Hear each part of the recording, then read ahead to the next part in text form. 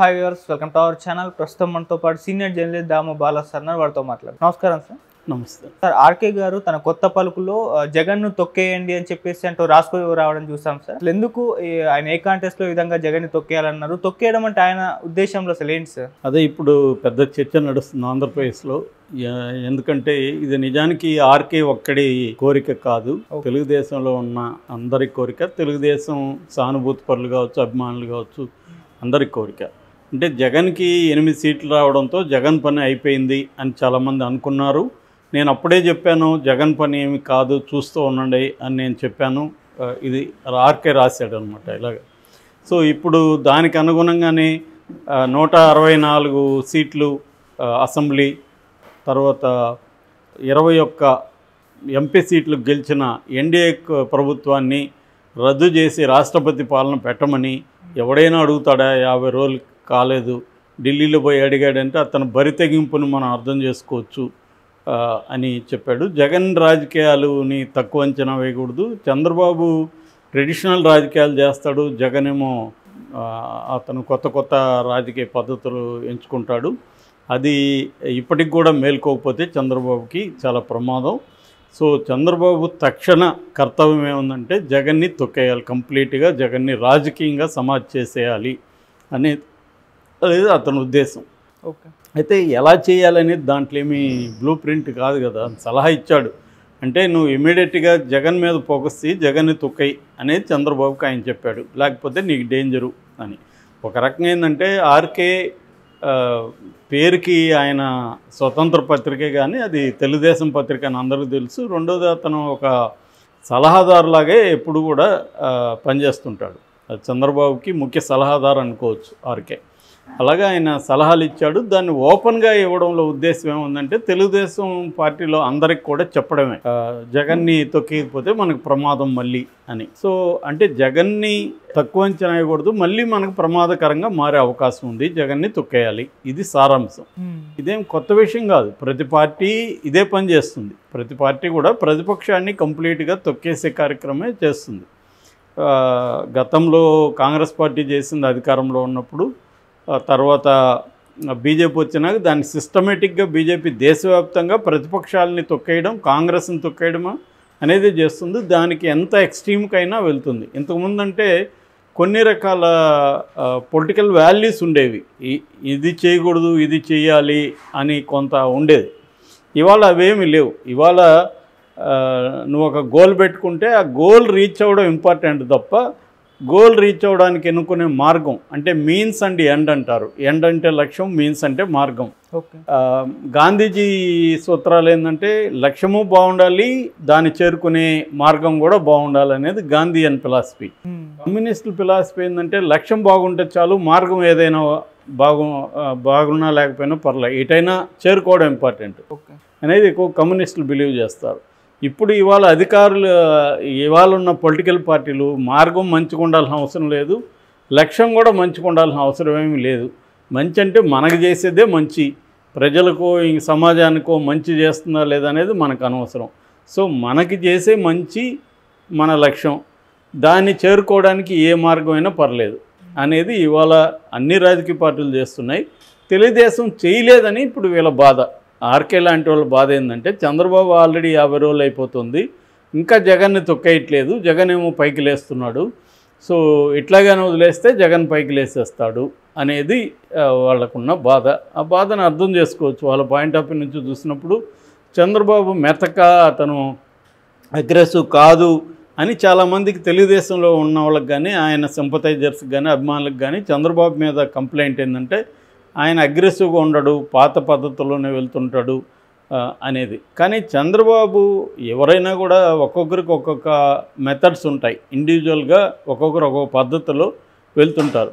చంద్రబాబు తన పద్ధతిలో సక్సెస్ అవుతూ వచ్చాడు. చంద్రబాబు సక్సెస్ రేటు ఎవరికి ఉంటుంది యాక్చువల్గా? సో ఆయన సక్సెస్ అయ్యాడు. కాకపోతే వీళ్ళ బాధ ఏంటంటే జగన్ మీద ఉన్న కోపం కావచ్చు, కసి కావచ్చు, దాంతో జగన్ని కంప్లీట్ తొక్కేయాలని ఒక కసి ఉంటుంది. కానీ అధికారంలో ఉన్న వాళ్ళ ఆలోచనలు వేరేగా ఉంటాయి, చంద్రబాబు తన పద్ధతులు వేరేగా ఉంటాయి, తన స్ట్రాటజీలు వేరే ఉంటాయి. ఆయన ఏంటంటే తొందరపడకుండా మెల్లగా స్ట్రాటజీలు వేసుకుంటూ వెళ్తాడు. సో జగన్ అట్టుగా, జగన్ ఏంటంటే అగ్రెసివ్ స్ట్రాటజీ, అగ్రెసివ్ తనకి ఒకసారి వర్క్ అయింది, రెండోసారి కూడా వర్క్ అవ్వచ్చు. ముఖ్యంగా ప్రతిపక్ష నాయకుడికి ఉన్నప్పుడు అగ్రెసివ్గా ఉండడం వర్కౌట్ అవుతుంది మనకి. ఎంతో కొంత పవన్ కళ్యాణ్ అతని చేతల్లో ఏమి అగ్రెసివ్ కాదు, కానీ మాటల్లో అగ్రెసివ్ కూడా వర్కౌట్ అయింది పవన్ కళ్యాణ్కి కూడా. చేతల్లో ఆయన ఏం చేసింది లేదు అగ్రెసివ్గా, కానీ జగన్ అట్లా కాదు, జగన్ అగ్రెసివ్గా చేయగలడు కూడా. ఆ భయం అయితే వీళ్ళకుంది. రెండోది 40% ఓట్ల షేర్ వచ్చింది జగన్కి. 40% అనేది మాటలు కాదు, ఇంత వ్యతిరేకత ఉందనుకున్న పీరియడ్లో కూడా జగన్కి 40 వచ్చింది. ఇంతమంది దాదాపు Telugu Desam, Janasena, BJP, CPI, CPM, Sharmila వీళ్ళందరూ ఇంకా చిన్న చితక పార్టీలు అందరూ కలిస్తే కూడా జగన్కి 40% వచ్చింది. అంటే జగన్ 40% బేస్ ఏదైతే ఉందో దాన్ని ఎవరు కూడా దెబ్బతీయలేకపోయారు. ఆ మధ్యలో జగన్కి యాడ్ అయిన 10% బ్రేక్ అయింది. ఓకే. సో మళ్ళీ ఇప్పుడు చంద్రబాబు పరిపాలన నచ్చకపోతే రేపు 5 ఏళ్లలో స్వింగ్ ఓట్ అటు వెళ్ళిందనుకో, మళ్ళీ జగన్ వచ్చే అధికారం లేక వచ్చే అవకాశం ఉంది. కాబట్టి రాకూడదంటే జగన్ అనే వ్యక్తి బతికుండకూడదు, బతికంటే పొలిటికల్గా బతికుండకూడదు అనేది ఆర్కే కావచ్చు, లేకపోతే తెలుగుదేశంలో ఉన్న వాళ్ళ ఇది అందరిది ఒకటే. అయితే దీన్ని ఎలా చేయాలి అనేది రెండో ప్రశ్న. జగన్ని ఎలా తొక్కేయాలి అనేది రాజకీయంగా మామూలుగా అయితే ఎలా తొక్కేయాలి జగన్ని? డెమోక్రటిక్గా తొక్కేయాలి. డెమోక్రటిక్గా తొక్కేయాలంటే ఏంటి? పరిపాలన బాగా చేయాలి, సంక్షేమం మీరు ఏవైతే హామీలు ఇచ్చారో అది బ్రహ్మాండంగా చేసి జగన్ని మరిపించగలగాలి. జగన్ కంటే మేము సంక్షేమం బెటర్గా ఇస్తున్నాం అని చెప్పగలగాలి, ప్రూవ్ చేయగలగాలి. అట్లాగే గవర్నెన్స్ అనేది జగన్ కంటే బెటర్ గవర్నెన్స్ ఇస్తున్నాం, బెటర్ ఇన్ఫ్రాస్ట్రక్చర్ కావచ్చు, అభివృద్ధి కావచ్చు చేస్తున్నాం అని చెప్పాలి. మూడవది శాంతి భద్రతలు బ్రహ్మాండంగా మా రాష్ట్రంలో నెలకొల్పాం అని చెప్పాలి. ఇవి నిరూపించగలిగితే 5 ఏళ్లలో జగన్ అనే వ్యక్తికి ఉన్న సోషల్ బేస్ అంతా కూడా పోతుంది. అది చేయలేని పరిస్థితి ఉంది చంద్రబాబుకి. హామీలు నెరవేర్చలేడు, ఎందుకంటే 130 కోట్ల పైన సంవత్సరానికి ఖర్చు పెట్టాలి. అది హామీలు ఆల్రెడీ 1 ఇయర్లో ఇప్పటికీ 50 రోజులకి ఏది కూడా సూపర్ 6 ఇప్పటివరకు స్టార్ట్ కాలేదు. అవుతుందా లేదా కూడా తెలియట్లేదు. కొన్ని అయితే పోస్ట్పోన్ చేసేసారు నెక్స్ట్ ఇయర్, కానీ లోకేష్ దీంట్లోనే మండలంలోనే చెప్పాడు. మళ్ళీ ఏమో నేను అలా చెప్పలేదు, వక్రీకరించారు అంటున్నాడు. ఏదేమైనా వాళ్ళైతే ఇప్పటివరకు క్లియర్గా లేదు. ఆర్టీసీ దీనికి కూడా 3,000 కోట్లు అవుతాయి సంవత్సరానికి, మొత్తం 15,000 కోట్లు అవుతాయి అనేది ఒక నివేదిక వచ్చిందని చెప్తున్నారు. అట్లాగే వాలంటీర్ విషయం కూడా తేల్చలేదు. సో ఇలాగ అనేక ఇష్యూస్ ఉన్నాయి. అట్లాగే అభివృద్ధికి సంబంధించి కూడా కేంద్రం చంద్రబాబుకి విపరీతమైన గౌరవం ఇస్తుంది, అన్నీ చేస్తుంది, కానీ డబ్బులు ఇవ్వట్లేదు, ఫండ్స్ లేవు. చాలా వరాలు ప్రకటించింది, కానీ ఆ వరాలకు కేటాయింపులు అయితే ఇప్పటివరకు ఇవ్వలేదు. మరి కేటాయింపులు ఇస్తే ఒక రకంగా ఉంటుంది, ఇవ్వకపోతే చంద్రబాబుకి ఇబ్బంది. సాక్షాత్తు చంద్రబాబే ఢిల్లీలో మాకేం పెద్దగా ఇవ్వలేదు, ఓన్లీ లోన్ ఇచ్చారు అని చెప్పుకోవాల్సి వచ్చింది. ఎందుకంటే ఇతర రాష్ట్రాలంతా ఏమో నితీష్కి చంద్రబాబుకి ఇచ్చేస్తున్నాడు మోడీ అని గోల పెడుతున్నాయి.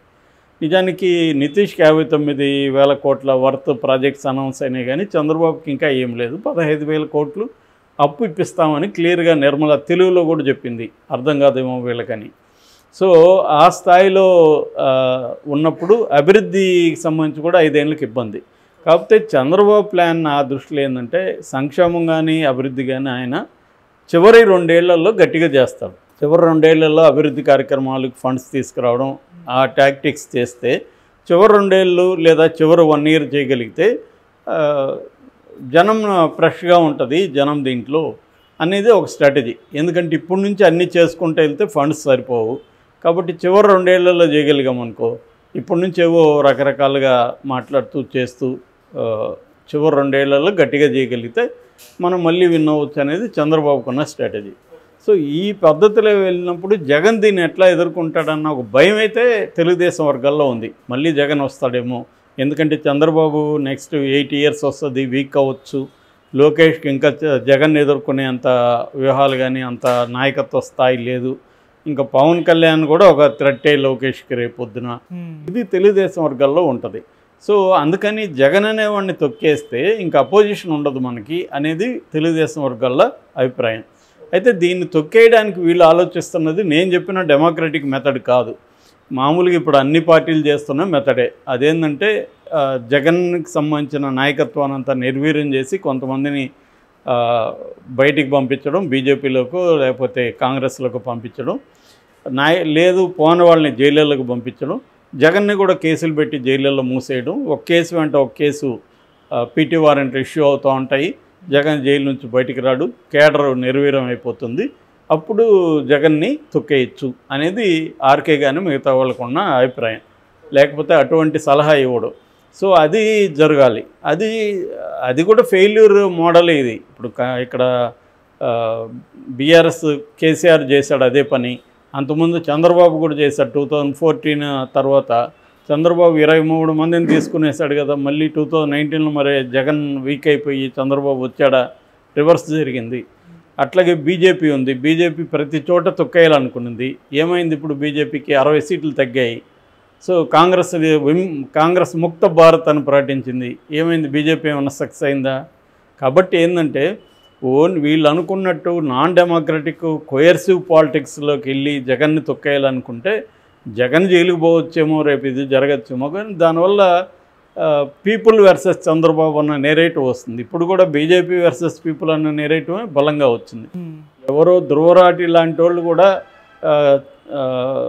మోడీ ఓడిపోవడానికి కారణం అవ్వాల్సిన పరిస్థితి వచ్చింది. ఎందుకంటే ప్రజల్లో అసంతృప్తిని నువ్వు ఎట్లా కోయర్సివ్గా చేయలేవు. చేసే కొద్దీ అది ఇంకా పెరుగుతుంది. అది ఓట్ల రూపంలో రేపు పొద్దున జరుగుతుంది.